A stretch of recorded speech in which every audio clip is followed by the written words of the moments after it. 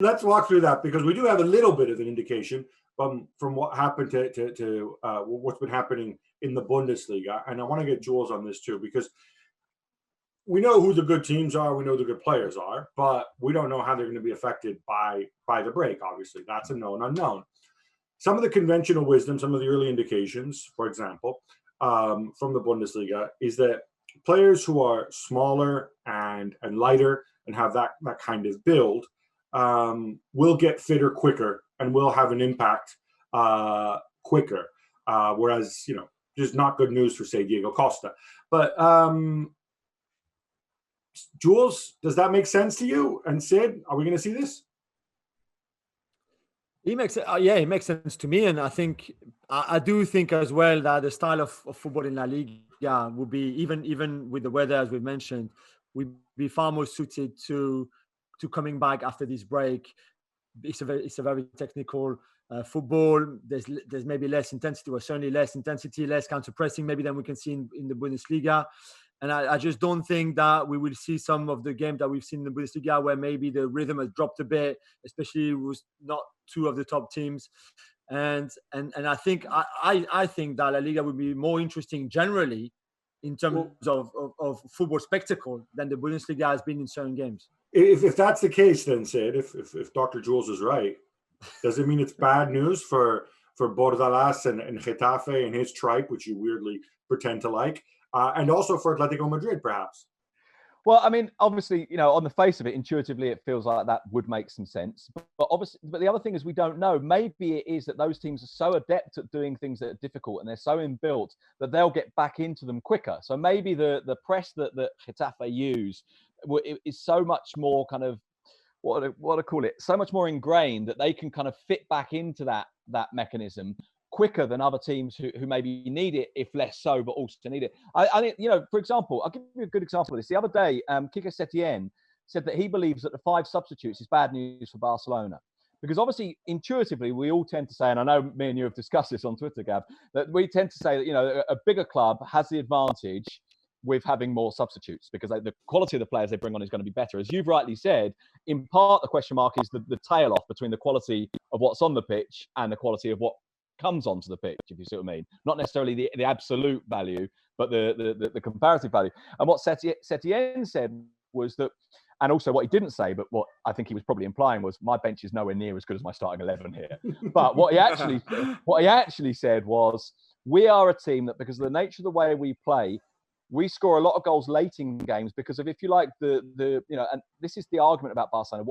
What's the point of all these passes? How many of these passes are worthwhile? The argument would be, well, all of them are, because they're all part of a cumulative process that means that teams tire late in games. And Setien said, we take advantage of that a lot late in games. And with 5 substitutes, we're going to find it harder to take advantage of that, harder to have this, if you like, cumulative effect of possession, grinding down the other team, and then bang, the goal comes in the last 10 minutes, where it's less likely to come in the last 10 minutes if that team can put 5 substitutes on the pitch. And intuitively, I don't know what the impact of this is going to be. It feels like what Jules says makes sense, that like more agile, more life players and are going to have an impact. But it's so difficult to know how this is going to work, whether players can connect, whether players can be emotionally ready as well for this. What we've seen in the Bundesliga as well is that incredible record of home and away, where the away teams are pretty much always winning away from home, which obviously usually in normal circumstances is the other way around. Do you expect maybe something like that to be happening in Spain as well? I don't know why it would be different, or I don't know why it would be the same either. I can't really work out why that home and away thing is so huge in Bundesliga, but could it be different in Spain? Maybe, I don't know. I think there's a couple of things with that home and away debate. One of them is, I think, just that sense of place, right? Now, obviously, you can interpret this 2 ways. One of them is to say, right, we've lost home field advantage because we've got no fans. But the counter argument is, but you've still played on that pitch 100 times. The reference points, the sense of where you are, the sense of your surroundings making sense. That feeling that, okay, I know exactly how far it is from here to that right wing if we're going to play the pass. And so your environment is right, so you shouldn't lose that advantage. The counter argument to that is, but you get put into a scenario which doesn't feel like all those other times. And so rather than being an advantage, it's immediately disadvantageous because you're in an environment that doesn't feel right, that feels strange, that feels uncomfortable in a way that maybe your opponents don't feel. Then beyond that, there's a question which I suppose is more team by team. And I discussed this actually with Roberto Torres, who's at Osasuna. And he said that I think we are one of the clubs that are going to suffer the most for not having fans because the way we play is explicitly linked to our environment. Explicitly linked to the way that our fans respond, the aggression, the way that they're on top of the opposition. We play like that. We play almost as an extension of the stands. And without that, our whole identity, now this is me paraphrasing for him because he wasn't quite as sort of, what would I call it, as belligerent about this. Their whole identity falls apart without that because their identity is rooted in the fans. Now, there are some clubs where actually it's not. But I'm still waiting for you to come up with somebody who's just like, yeah, this is going to be a big advantage for us playing behind closed doors. I would love. If people believe that, nobody's going to say that. Well, but it is interesting that, for example, so you get a situation where you do get some players who will admit that one of the things that we felt we had going for us was the inability to go away, particularly to the bigger clubs, and for half an hour make them uncomfortable.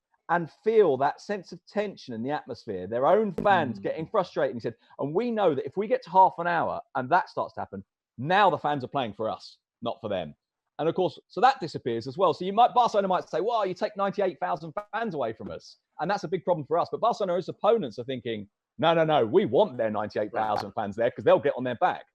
We have all these known unknowns, so nobody's going to hold you to what you think. But since I have to ask you, who do you think is best placed to win La Liga?